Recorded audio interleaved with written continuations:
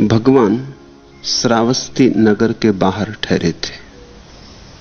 उनके निकट ही नदी तट पर एक युवा वणिक भी ठहरा था। उसके पास 500 गाड़ियां थीं जो बहुमूल्य वस्त्रों और अन्य प्रसाधन सामग्रियों से भरी थी। वह श्रावस्ती में अपना सामान बेचकर खूब कमाई कर रहा था। उसके पास में ही भगवान ठहरे थे, लेकिन अब तक उसने उनकी ओर ध्यान भी नहीं दिया था। शायद दिखाई तो पड़े ही होंगे। हजारों भिक्षुओं भी का वहां निवास था। न दिखाई पड़े हों ऐसा तो नहीं, लेकिन उसके मन से संगति नहीं थी। जो धन की यात्रा पर निकला हो, उसका ध्यान की तरफ ध्यान नहीं जाता। जो अभी महत्वाकांक्षा से भरा हो, उसे सन्यासी दिखाई नहीं पड़ता। जिसके मन पर संसार के मेघ घिरे हों, उसे निर्वाण का प्रकाश दिखाई नहीं पड़ता। आच्छादित अपने ही मेघों में रहा होगा। भगवान पास ही ठहरे थे, लेकिन उसने ध्यान नहीं दिया था। या कभी कभार अगर ध्यान चला भी गया हो उसके बावजूद, तो सोचा होगा पागल है, तो सोचा होगा इन सबको क्या हो गया, तो सोचा होगा लोग कैसे कैसे व्यर्थ की बातों में उलझ जाते हैं। और हजार दलीलें दी होंगी अपने मन को कि मैं ही भला, मैं ही स्वस्थ, मैं ही तर्कयुक्त। एक दिन नदी पर टहलता हुआ वह भविष्य की बड़ी बड़ी कल्पनाएं कर रहा था। सोचता था कि धंधा यदि ऐसा ही चलता रहा तो वर्ष भर में ही लखपति हो जाऊंगा, फिर विवाह करूंगा और अनेक सुंदरियों के चित्र उसकी आंखों में घूमने लगे, और ऐसा महल बनाऊंगा, वसंत के लिए अलग, हेमंत के लिए अलग, हर ऋतु के लिए अलग, और यह करूंगा और वह करूंगा। और जब ऐसे पूरे सेक्चुअलीपन में खोया था और कल्पनाओं के लड्डुओं का भोग कर रहा था, तब भगवान ने उसे देखा और वे हंसे। भगवान बैठे हैं एक वृक्ष के तले, उनके पास ही भिक्षु आनंद बैठा है। अकारण, बिना किसी बात के, बिना किसी प्रकट आधार के भगवान को हंसते देखकर आनंद चकित हुआ। उसने पूछा, भगवान आप हंसते हैं? न मैंने कुछ कहा, न आपने कुछ कहा, न यहां कुछ हुआ। अकारण क्यों हंसते? किस कारण हंसते? किस बात पर हंसते? भगवान ने कहा, आनंद, उस युवा वणिक को देखते हो दूर नदी के तट पर? उसके चित्त की कल्पना तरंगों को देखकर ही मुझे हंसी आ गई। वह लंबी योजनाएं बना रहा है, किंतु उसकी आयु केवल सप्ताह भर की और शेष है। मृत्यु द्वार पर दस्तक दे रही है, पर उसे अपनी वासनाओं के कोलाहल के कारण कुछ भी सुनाई नहीं पड़ता। उसकी मूर्छा पर मुझे हंसी भी आती है और दया भी। भगवान की आज्ञा ले आनंद उस युवक के पास गए और उसे सन्निकट मृत्यु से अवगत कराया। मृत्यु की बात सुनते ही वह थर-थर कांपने लगा। खड़ा था, भयभीत होकर बैठ गया।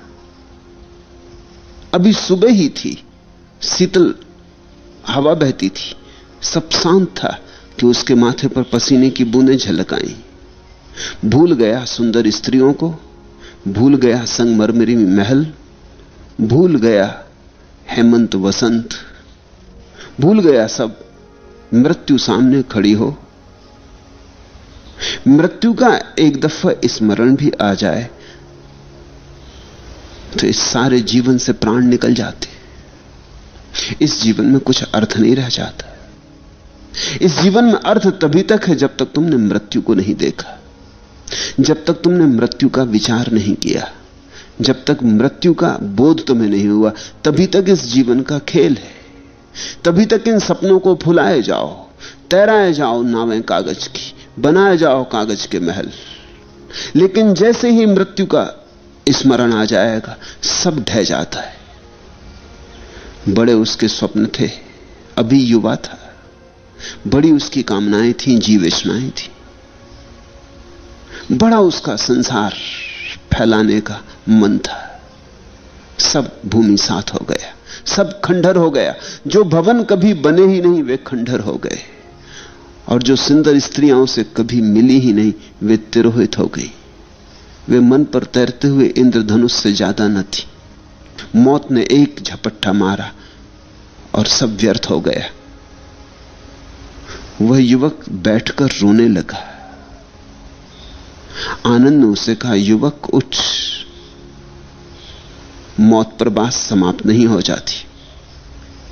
भगवान के चरणों में चल, मौत के पार भी कुछ है। जीवन मौत पर समाप्त नहीं होता, असली जीवन मौत के बाद ही शुरू होता है। और धन्यभागी हैं वे जिन्हें इस जीवन में ही मौत दिखाई पड़ जाए, तो वह दूसरा जीवन इसी क्षण शुरू हो जाता है। संन्यास का और कुछ अर्थ भी नहीं। जीते जी मौत की प्रतीति हो गई, साक्षात हो गया। जीते जी ये दिखाई पड़ गया कि मरना होगा, कि मृत्यु आती है। क्या फर्क पड़ता है 7 दिन बाद आती, कि 7 वर्ष बाद आती, कि 70 वर्ष बाद आती? मृत्यु है। ये तीर चुभ जाए हृदय में तो संसार व्यर्थ हो जाता और संन्यास सार्थक हो जाता। आनंद ने उसे संभाला और कहा, हार मत, थक मत। मौत से कुछ भी मिटता नहीं। मौत से वही मिटता है जो झूठ था। मौत से वही मिटता है जो भ्रामक था। मौत से सिर्फ सपने मिटते हैं, सत्य नहीं मिटता। घबरा मत, उठ। वह युवक भगवान के चरणों में आया। मृत्यु सामने खड़ी हो तो बुद्ध के अतिरिक्त और कोई मार्ग भी तो नहीं। मृत्यु न होती तो शायद कोई बुद्धों के चरणों में जाता ही ना। मृत्यु न होती तो मंदिर ना होते, मस्जिद ना होती, गुरुद्वारे ना होते।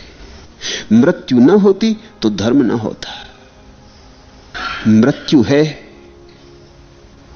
तो धर्म का विचार उठता है। मृत्यु जगाती है, चेताती है।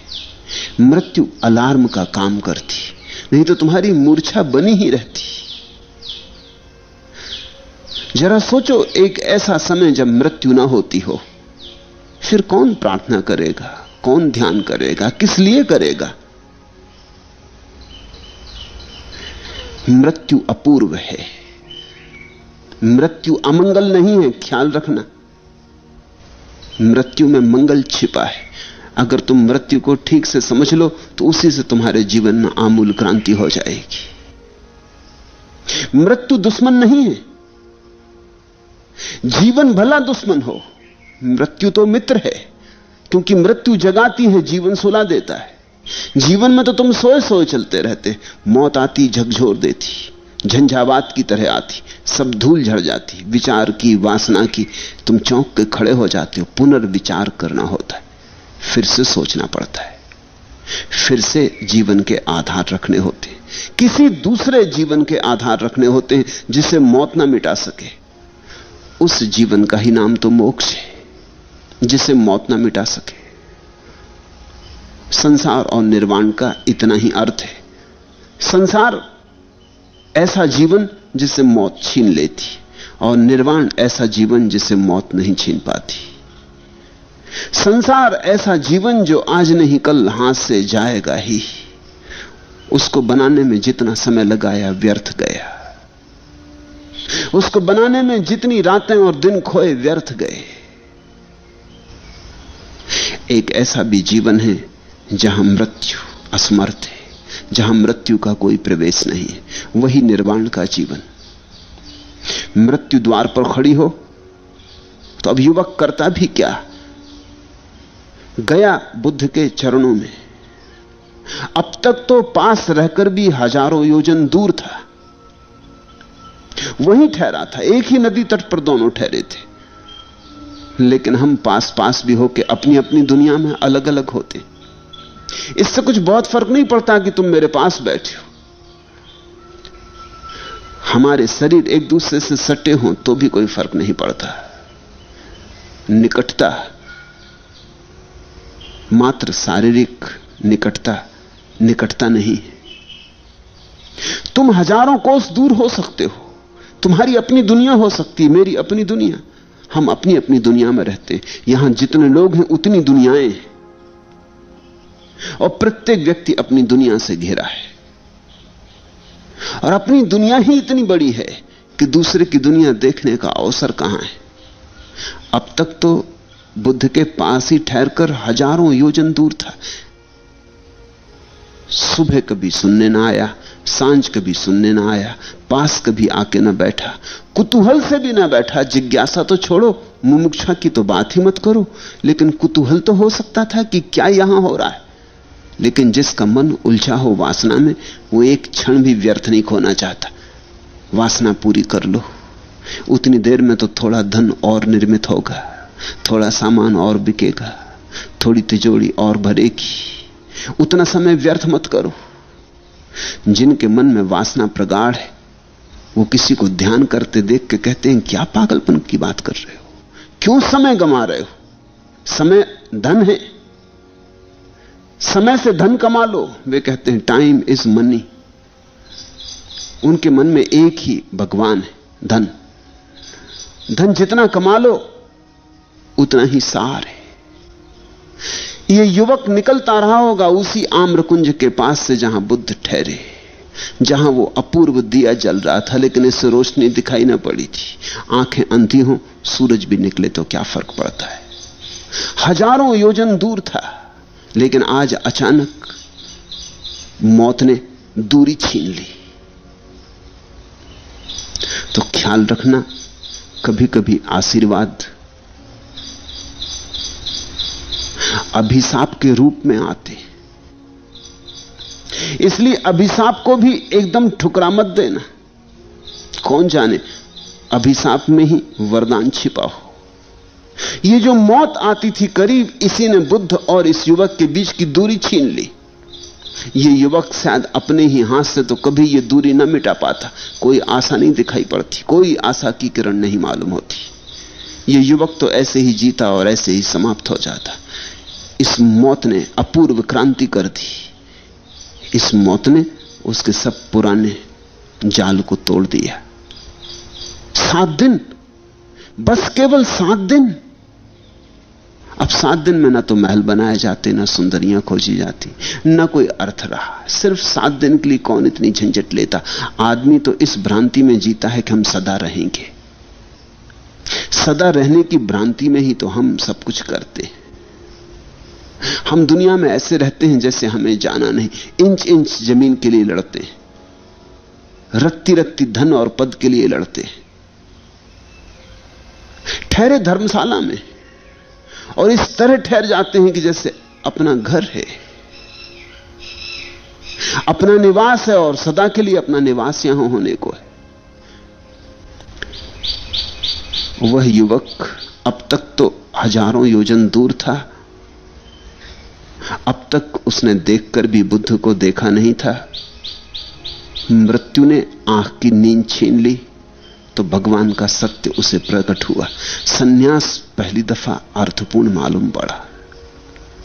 जैसे अंधे को आंखें मिली, जैसे बहरे को कान मिले, वो सुनने और देखने में पहली दफा समर्थ हुआ।